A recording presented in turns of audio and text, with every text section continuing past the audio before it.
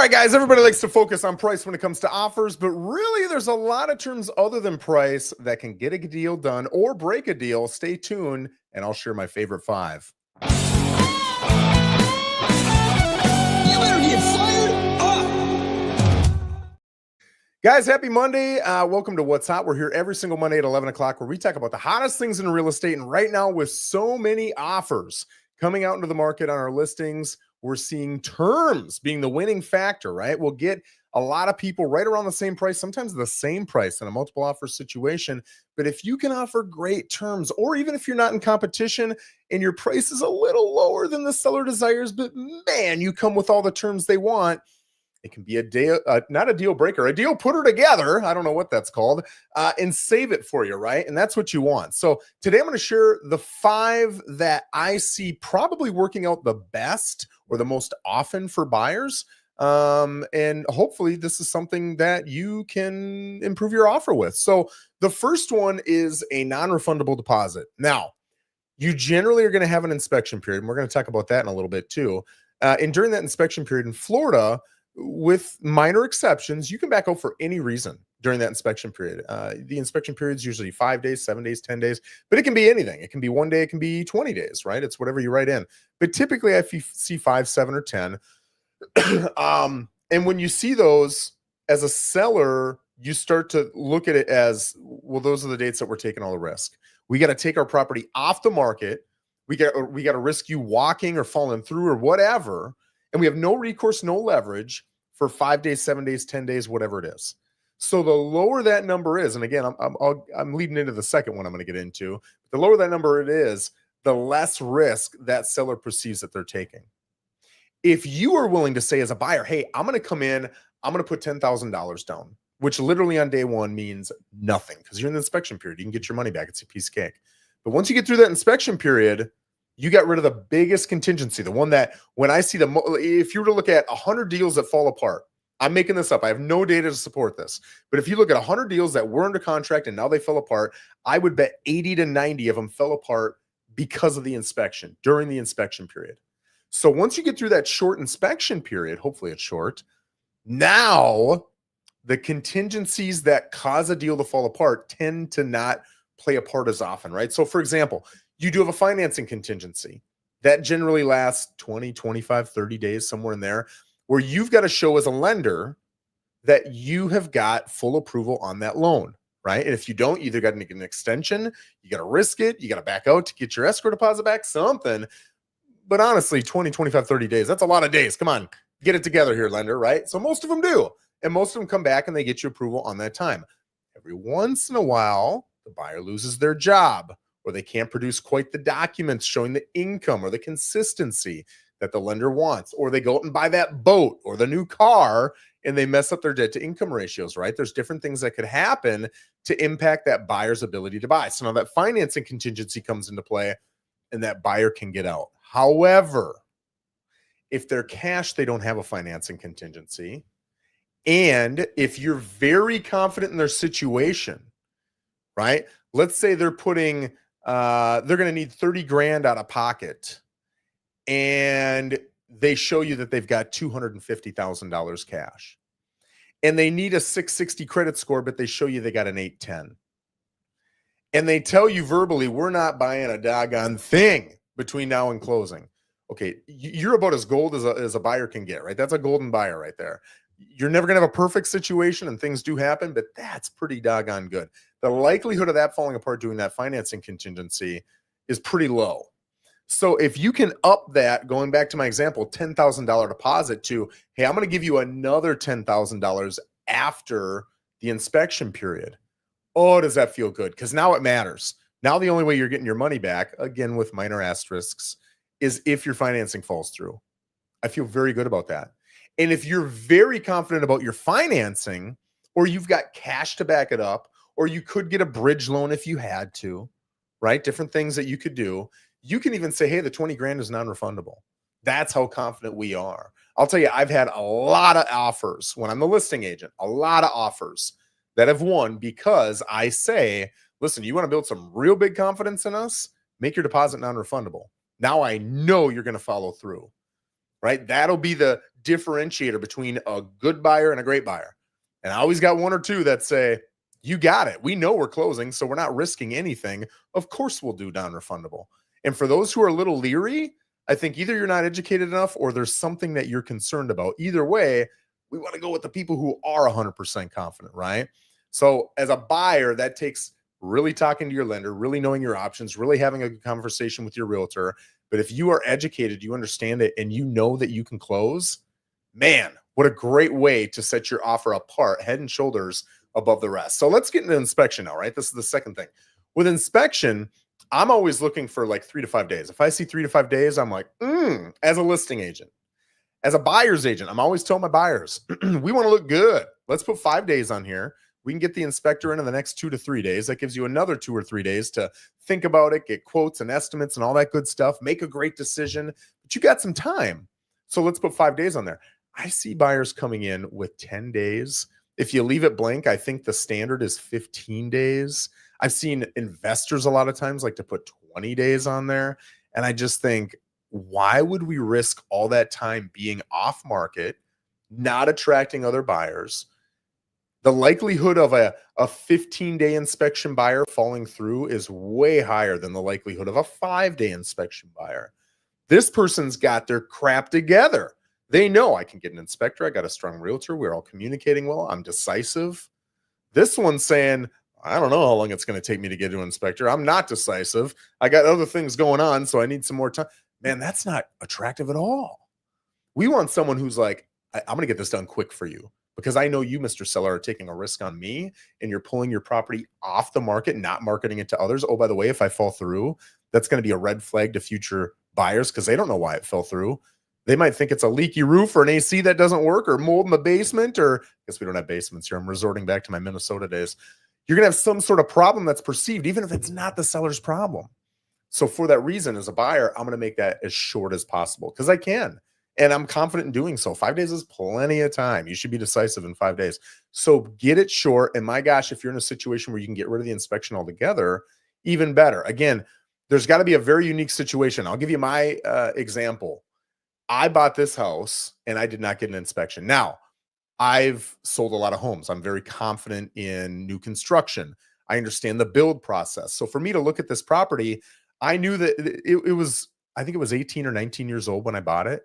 And I knew the roof was original. So I'm going to need a new roof in a year or two. I knew the AC was original. So I know I'm going to need a new AC in the next year or two. I knew the HOA because I'd lived here already for a couple years. So I knew all the monthlies. I knew the amenities. I was very confident with the area, with the house, with the builder. So for me, I didn't feel I was taking a risk. I felt like, sure, there's going to be some weather stripping I missed.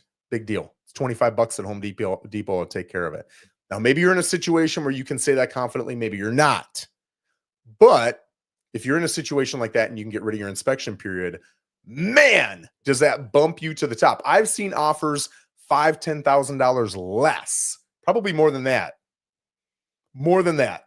I guarantee it because I sold one a month ago where the offer was $30,000 higher. But the one $30,000 lower was cash and there was no inspection contingency. And they were putting some ridiculous amount, I want to say it was $40,000, $50,000 down non-refundable on day one. So I said, you can fish for the 30 grand and you've got, 70, 80% chance of getting it.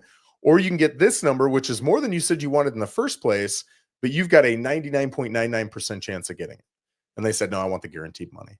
It happens. Now, you might not say that as a seller. Maybe you would, maybe you wouldn't. It doesn't matter. It's what would they say as a seller. So if you can do that, man, is that a powerful tool. Closing date is another one, right? Especially if people are living in there. If people are living in there, not always, but a lot of times, they're going to want a little bit more time. Maybe they don't, though. The point isn't to guess what they want. The point is to ask the listing agent, hey, what's the ideal closing time for these guys? Are they looking more for, 3 to 4 weeks if we can do it? Or are they wanting maybe 2.5 months? If you know they want 2.5 months and every other agent's putting 30 days on their contract, man, is that a way to stand out? And I can't tell you how many agents, I'll tell you, if I get 30 offers on my listings, 2 or 3 of those agents will have called me and asked me questions. The other 7 to 8 don't ask a thing. They write in what they think is best. And I can't tell you how many people will write in 30 days when my people want 60. And now that's a pain point. And when this other offer who did call me puts in 60, who do they feel comfortable, right? Especially if you start saying, hey, plus, if you want another 2 weeks lease back for $1 after closing, we'll grant you that too at your option. Just let us know before closing. Wow. That is powerful. That's something that gives me, the seller, a really good cozy feeling versus this one that says 30 days. No, I know this one's a little bit less over here, but I'll take it because I get all the coziness and the convenience that I'm looking for. So sometimes that'll save you. Now you got to be in a position to be able to do that, right? So if you live in mom and dad's basement, man, I'm going back to Minnesota again with the basements, and you can move out anytime, perfect. But if you're selling your home to get into this home and this home closing, then I'm going to be homeless if I, okay, then maybe it's a little bit of a challenge. I get it. But you've got to look at these as, am I in the position to do this and it doesn't really impact me as much as it does the seller? If so, let's give the seller everything they want. Or does it impact me? And now I got to decide what I want to negotiate on and what I don't. Right. And that's understandable. The fourth thing is a sale contingency. Man, I talk about this one all the time. Probably the most in-depth thing that I talk with people about. You own a house and you want to buy a house. There are pros and cons. I've even done videos on these, right? So you can look these up on, do I sell first? Do I not sell first? Sometimes you have to sell because you need the cash. And then how does that work? At what point should I sell? Do I put my home on the market? Whatever. I always tell people as a listing agent, I'm going to make the recommendation, although it's up to my sellers what they want to do. But I'm going to make the recommendation. We're not taking any offers that are contingent on the sale of somebody else's property unless we know we've got a buyer on that property and that buyer's through the inspection period. Because I can't tell you how many people have put in offers on properties and all of a sudden their client says, I changed my mind. Well, now that seller just lost all that marketing time, right? They lost the ability to go attract all these other buyers and you weren't even motivated enough to get your home on the market, right? And I also don't know if your home is overpriced, especially if you're not in Port St. Lucie. If you're in Miami or Tampa or Jacksonville, I don't know those markets. I can't look, like right now I can look at a home and I can be pretty doggone close without even doing research. I know pretty doggone close as to what your home's going to sell for. I can't do those in other markets. So when I'm looking at that, I don't know if you're overpriced or not. And that concerns me. But when you've got a buyer under contract, well, now I feel pretty good. I really don't care if it's overpriced or not. It was priced well enough to attract a buyer, and that's what we're looking for. To get them through inspection, though, again, usually it's only going to take an extra 5 to 7 days. That lets me know that the biggest thing, remember I said the biggest thing that people walk on is the inspection period. And it's not always because of the inspection. Sometimes it's other things, but they use that as the excuse to get out. I want to know that that biggest reason the deal could fall apart is gone. And it only takes 5 to 7 days. So get the doggone buyer through, then come bring me the offer. Now I hear all the time, well, what if I can't find a home that I like? I got it. That's a risk you got to take. But if you come bring me an offer and you don't have a buyer or your buyer isn't through inspection or your home isn't on the market, I'm thinking, man, if you try to negotiate $10, we're not going to take it because you already used up all your political points here on telling us we got to accept your sale contingency and you're nowhere near getting this thing through inspection, right? You've used up all your leverage. So when I got a buyer who's like, I don't want to put my home on the market. I want to find the home first. Let's get an offer accepted. Then I'll put my home on the market. Oh, by the way, I also want to ask them for 20 grand off the price. And I want them to pay for title and all my closing costs. I say, you're going to have to find another realtor because your odds of doing that are slim to none. Slim to none. If you can either get rid of your sale contingency, and I'll talk about a couple options in a second, or get that buyer through inspection, you're going to look way better. Now your ability to be able to work on the price goes up. To get closing costs paid for goes up. To get other terms that you want goes up, right? So what can you do if you don't want to get that buyer through inspection, but maybe you don't even want to add a sale contingency? There's two things. You either got to have extra cash to do it, right? So if I own a home and I'm going to sell it, and let's say it's 600 grand and I'm going to go buy this one, I'm downsizing to 500 grand. Well, if you've got the 500 grand and you can do it, put an offer in, make it 45 days, 60 days, whatever it is, assuming that's cool with the seller. You might even be able to negotiate price then, which is great. And now, even though you're not marking it as contingent on sale, you're still trying to sell your home and you're trying to get it closed in time to pay for this bill. And if you do, cool. And if you don't, well, then I'll just use this cash. And then when it eventually does sell, maybe it takes a month, 2 months, 3 months later. Well, then I can take all that cash and replenish whatever funds I had over here, right? Usually, it depends on what kind of account it is. That's one option. Another option is a bridge loan. The only downfall, is this true? Let me think about this. Okay, two downfalls. The two downfalls of a bridge loan that I can think of. Number one, it takes a little bit of time, right? Not a lot of time, but it's going to take you an hour, 2 hours, whatever, of on the phone, sending paperwork, following up in emails, all that stuff. Probably not big enough to persuade you not to do it, right? You're buying a house. Come on, 2 hours, big deal. But the other one is it's expensive. You've got closing costs in there that not always, but what I've seen, I think it's always been 5 figures worth of closing costs. So you're paying a pretty hefty amount to not have to put a sale contingency in. But sometimes that's the thing that will allow you to be able to negotiate on price and give you the convenience of not having to sell and get a buyer through inspection. So you got to decide what things you want. What are the things that give you the convenience and the coziness in your tummy, whatever they are, move forward with them. But bridge loan or having extra cash are two things that would solve that problem. Next and last is paying title. Title is just a fee, just like any other fee, but it's a fee that in our contract, there's two different boxes you can check. One saying buyer gets to pick who title is and buyer pays. And the other one says seller gets to pick who title is and seller pays. Now, a lot of new agents and a lot of buyers and sellers think that that means you pay all closing costs. It doesn't. Some think that it means you pay all title costs. It doesn't. It's very specific about costs that are being charged and who's paying for them. And I'll tell you, with my title company at $400,000, because it's based on price, it's $2,400. Now, on a $500,000 deal, that's not going to break a deal, but that's not chump change either. I mean, it's $2,400. That's a lot of money, right? So if you say, hey, I'm willing to pay title, you're literally saying, I'm willing to give you, on a $400,000 home, $2,400 more on your net. That is super helpful. It's not price, but it is the number that's going to come into calculation of their net. And now you get to control title, which I'll leave it to your agent to explain why you would want to do that. But I love it when my folks are paying for title, because now I've got my gal running title. I know about all the secrets and the problems and the hurdles and the challenges before the other side does. I get to come up with what we believe the solution should be.